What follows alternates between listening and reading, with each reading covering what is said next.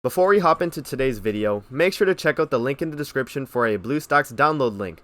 BlueStacks is an Android emulator that allows you to play mobile games on your PC like Grand Cross and Arknights. The link down below has Arknights pre-installed, but if you want to play 7 Deadly Sins Grand Cross, you can download it through the Play Store. Alright, let's hop into the video. What's going on, guys? It's Amazing White here, back with another video. Today we're going to be going over the best teams for each stage in Training Cave. Let's get into it. Alright guys, so right here we have the sdsgc.gg website, and basically guys, this guide was made by Sekapoko, so he's a streamer that does Grand Cross content.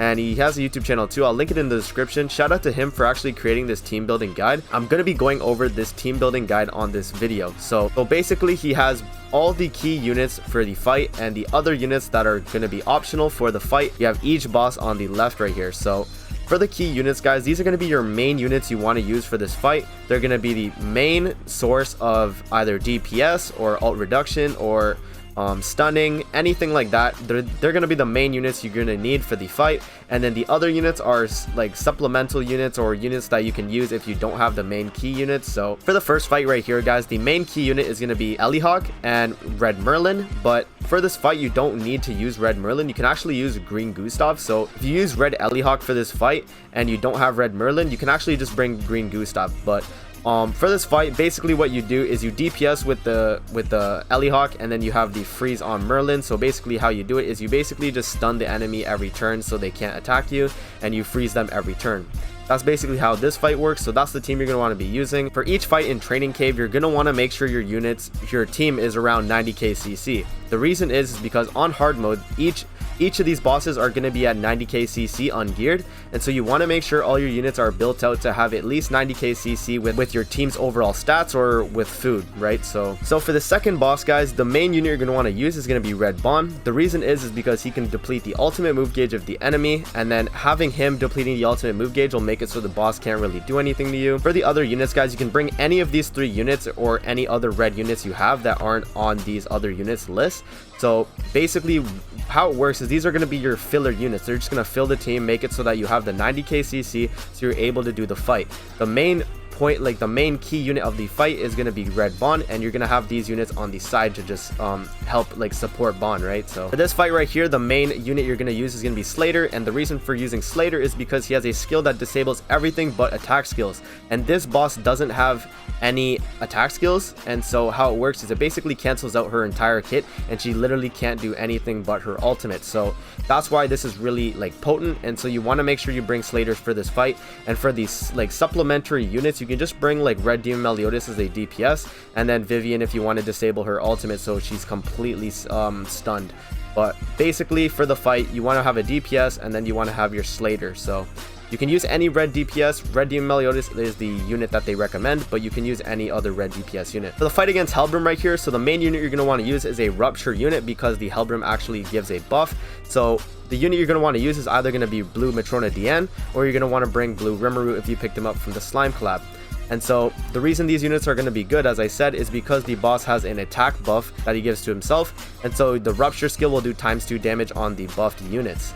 And so another really good unit for this would be Blue Arthur as a DPS, just because of his detonation skill, and basically how it works, it increases the amount of damage you do on the enemy depending on how many ult gauge they have. And if they have a ton of ultimate move gauge, if they have 5 out of 5 ultimate move gauge, guys, the Arthur detonation skill is going to do a ton of damage. So he's a really good option if you don't have Blue Matrona or Blue Rimuru. For the next fight, guys, the main unit you're going to want to use is going to be Blue Galland, and the reason for that is because he has a taunt skill, a part of his passive with his commandment, and what it does is it makes it so the enemy can only attack Galland. And so what you can do in this fight is you can actually cheese the boss by having Galland here and having Red Elizabeth and Marmus on the side to actually give you increased blue health, which is going to give you more health on Galland, and then Elizabeth is here to just keep healing you so you never die, and you can just like delete the boss with Galland's ultimate and his amplify skill, and you shouldn't really have a problem with this fight. For the final red fight, you're going to be using a petrify team, so you're actually going to be using Kingbrim from PvP if you guys have seen this team.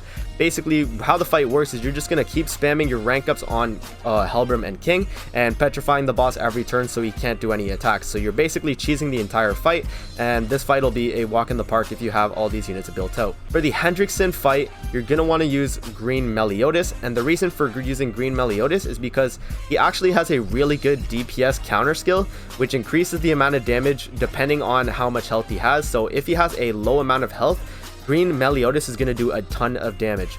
And so how you can increase Meliodas' effectiveness is you can actually bring Jillian here, which she increases the base HP of each of green units. And so what happens is if you have a lower HP value but have like high overall HP, the Meliodas is going to scale and do more damage. So the higher the HP, but the less amount of HP you have, the more damage the Green Meliodas is going to do. So he's going to be a definite DPS unit for this fight. And then for the other units you can actually bring Elaine or Gother for the rank downs and the deplete ultimate move gauge. For this fight right here, the main DPS is going to be Green Jericho. And so what you're going to do is you're going to chain Jericho's attacks and build up her crit and then nuke the boss with her ultimate. And having Lilia here is going to help increase the amount of damage that Jericho is going to do. Ruin's going to reduce the amount of attack the enemy can do to you, and Valenti's going to reduce the enemy pierce, which is going to help keep Jericho, Lilia, and Ruin alive. So this is going to be the team you're going to want to use. For this fight right here, guys, the final blue fight, the main DPS unit is going to be Green Escanor, and you're going to also want to bring Gustav. So for this first fight, if you don't have Red Merlin and you bring Gustav for this fight, you can actually just bring Escanor and then just bring Merlin to reduce the ultimate move gauge of the boss, so the boss can't really do any ultimates, right? Having Gustav for this fight will make it easier though, just so the boss can't really do anything and you can just freeze him every turn.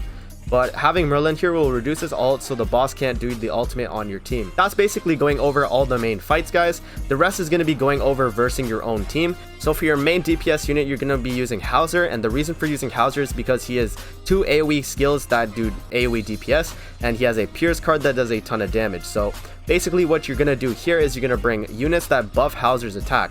Or Hauser's stats overall. So you're going to bring Red Jericho for the attack related stats increase for red units, and then Tweagle's going to be here to increase red HP, and also having him here for the DPS, and Simon is a alternate DPS unit. For versing the red color, you're going to want to bring Blue Demon Meliodas or any other blue AoE DPS unit.